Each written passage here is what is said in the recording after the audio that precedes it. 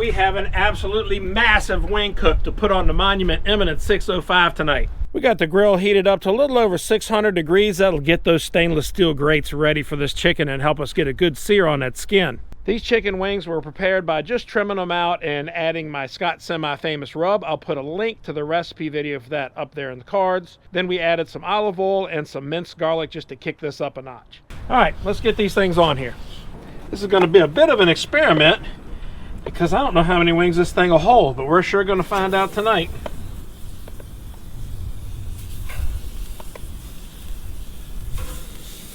You know, I think this is going to take a little long. What do you say we do this a little unceremoniously? Now we'll spread them out. Oh, that's going to be much faster.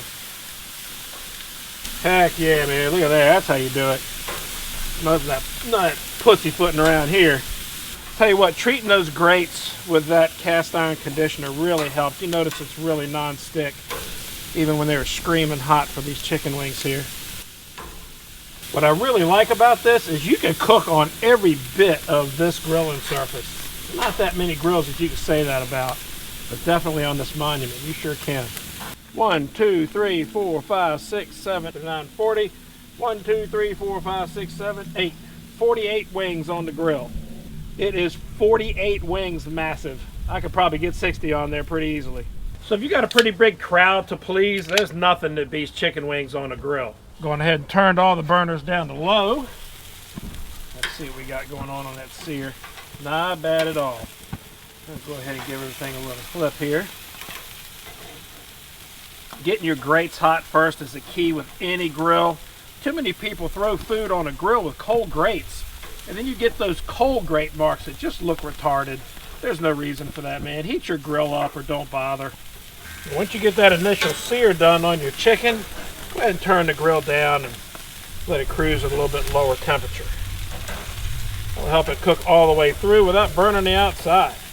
Hey, these don't take very long. Let's check a few of them. I can pretty much tell the ones that look done, the ones that don't.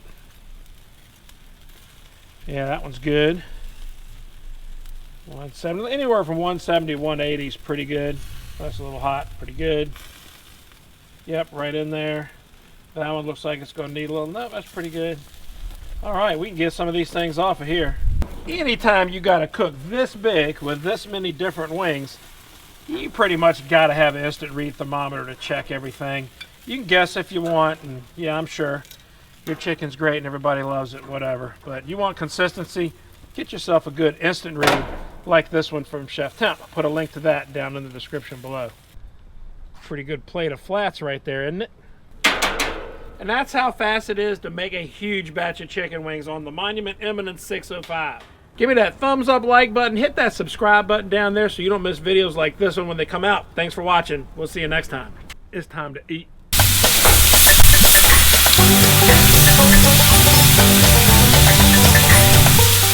That's a chili dog right there, y'all.